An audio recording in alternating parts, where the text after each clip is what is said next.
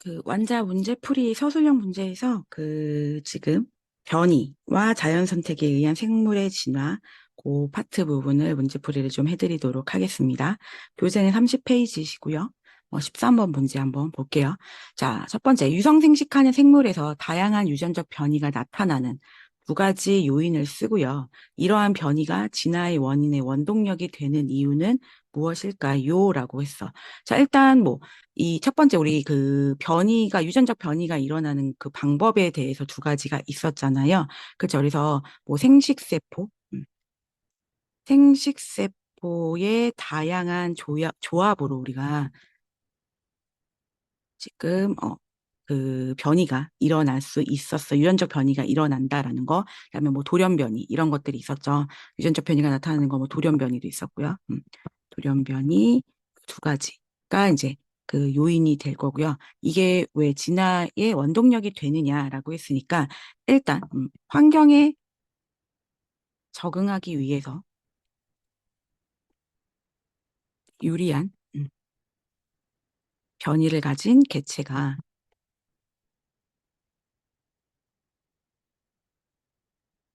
자연 선택된 거죠. 그치? 자연 선택이 됨으로 해서 우리가 어떻게 되는 거야? 생물의 진화가 일어나게 되고 그 자연 선택된 애들끼리 이제 진화가 일어나게 되고 그리고 다양한 종들이 생겨나게 되는 거죠. 그러니까 이 정도 정리하시면 되지 않을까 싶습니다. 그 14번 같은 경우는 이제 학교 시험 그 교과서 실험에 나오는 거죠. 그 노란색 도화지라는 거는 이제 우리가 생태계, 환경 이렇게 봐주시면 되고요. 그다음에 여기 노란색, 파란색 초록색의 초콜릿 이런 것들은 뭐가 되겠어? 변이가 되겠지. 초콜릿이라는 종의 변이들이라고 보시면 되겠습니다. 그리고 눈을 감았다 떴을 때 가장 눈에 띄는 초콜릿을 집어 도화지 밖으로 꺼내는 과정이야. 그럼 요 과정이 무엇이냐라고 한다면은 우리 그러니까 잡아먹는 거잖아. 먹히는 거고. 그러니까 포식자가 뭘 하는 거야? 포식자에게 피식자가 변이된 피식자가 제거되는 과정이죠. 제거가 되는 거지. 피식자가 제거되는 그런 과정이야 라고 보시면 됐고요. 그다음에 이제 색깔별로 남은 수만큼 초콜릿을 추가한대. 그러면은 얘는 지금 뭐가 되겠니? 남아있는 자연 선택된 애들, 그쵸? 남아있는 애들의 이제 자손을 낳는 거잖아. 그러니까 번식하는 과정을 우리가 이제 추가한다 라고 좀 보시면 되지 않을까 싶습니다. 자, 그러면은 자연 상태에서 기억, 니은, 디귿 이 의미하는 거 지금 선생님이 써드렸고요. 진화의 측면에서 이 실험 결과가 의미하는 게 무엇입니까? 라고 한다면은 우리가 일단 환경에서 생존에 유리한 실험을 형질이지. 형질을 가진 개체가 어떻게 되는 거야? 그 유리하지 못한 형질을 가진 그렇지 못한 형질에 비해 음, 형질에 비해서 더 많이 살아남는 거지. 그치? 더 잘 살아남는 거지. 잘 살아남아서 자손을 남기는 거지. 자손을 남기고 남긴 자손이 또 진화를 하는 거죠. 자손을 남김 이렇게 봐주시면 되지 않을까 싶습니다. 자, 그다음에 15번은 다윈의 연구 내용이다라고 했어. 지금 종의 기원이라는 그 책에서 생존에 유리한 형질을 가진 개체들이 그치 더 많은 자손을 낳는다. 생존에 유리한 형질을 가진 개체들이 더 많은 자손을 낳아서 다음 세대에 더 많이 전달된다. 이게 자연 선택이라고 이야기를 했었어. 그래서 갈라파고스 제도의 핀치세를 관찰을 했죠. 그래서 각 섬의 환경에 따라 부리 모양이 다르게 진화했죠. 그래서 그거를 자연 선택의 증거로 제시하였습니다. 그래서 그럼 핀치의 진화 과정을 다윈의 자연 선택설로 이야기해보자라고 하면은 일단은 일단 얘네들이 갈라파고스 섬에 가면서 부리의 모양이 다양한 핀치새를 생산했죠. 그러니까 변이가 일어나게끔 계속 만들어 준 거잖아. 그치? 그리고 다 그 과잉되게 생산을 한 거지. 그리고 먹이를 위해서 뭐 했어? 생존 경쟁을 했죠. 다양한 동료들이 있다라고 하면 이제 과잉되게 생산이 되면 그 환경에 맞는 이제 우리가 어떻게 되겠어? 어, 이, 이 애들만 살아남게 하기 위해서는 어쨌든 먹이라든지 아니면 생식에 관련된 걸로 이제 아이들이 경쟁을 하겠죠. 하지만 여기서는 먹이가 좀 중요하죠. 그리고 각 섬에 경쟁을 했고, 그 각 섬의 먹이에 적합한 부리를 가진 핀치새가 어떻게 된 거야? 자연 선택된 거지. 자연 선택이 되면서 결국엔 어떻게 돼? 얘네들이 계속 이제 자손을 낳게 되는 거잖아. 이게 이제 우리가 다윈의 그 진화설이잖아. 그래서 자연 선택이 되었고, 그치. 그리고 얘네들이 살아남은 이제 그 자연 선택된 애들이 형질을 자손에게 전달하게 되죠. 그게 유전이 전달하여 유전됐고, 그치. 그 다음에 어떻게 된 거야? 이번 이제 뭐 그 섬에 잘 맞는 이 신치 새들만 어떻게 되겠어? 번성하였지. 뭐 이 정도로 정리를 좀 해주시면 되지 않을까 싶습니다. 그러니까 지금 다윈의 그 진화설에 맞춰서 자연 선택세를 맞춰서 이제 과잉 생산을 했고, 그 다음에 생존 경쟁을 하고, 그 다음에 자연 선택이 되고, 그 다음에 유전이 되고, 그 다음에 이제 진화가 되는 요 과정들을 이제 그 말의 문장에 맞춰서 좀 정리를 해주시면 되지 않을까 싶습니다. 그 다음에 이제 실력업 문제 같은 경우는 보시면은 이제 몸 색깔 첫 번째 문제 홍학의 몸인데 앞에서 선생님이 그 교재로 나와 있듯이 홍학 자체는 얘는 지금 태어날 때 회색이야. 그런데 지금 어떻게 되는 거야? 그 먹이를 뭘 먹느냐에 따라서 갑각류를 먹는다고 얘기했어. 그래서 먹이를 어떤 걸 먹느냐에 따라서 이제 몸의 색깔이 조금 더 진한 붉은색이 될 수도 있고 덜 붉은색이 될 수도 있고 특징이 여러 개 나타난다. 이거는 그래서 그 자손에게 유전되지 않는다라고 했어. 그래서 환경적 변이야라고 했어. 환경적 변이. 라고 보시면 되겠죠.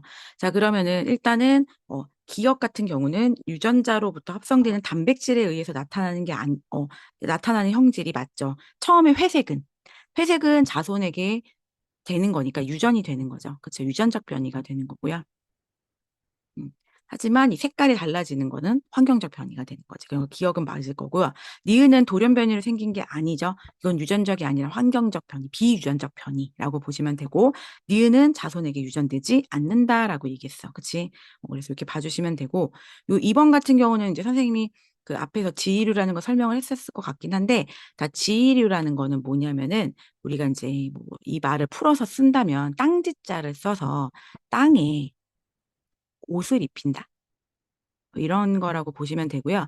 우리 왜 소나무나 이런 나무 같은 경우 이렇게 보게 되면 숲속에 이렇게 하얗게 뭔가 꼭 페인트 칠한 것처럼 되어 있는 것들 있잖아요. 그런 것들이 이제 지위류인데 얘네는 이제 곰팡이 같은 걸 공생하는 뭐 생물이라고 보시면 돼요. 그래서 같이 거기에 살아 있는 거고요.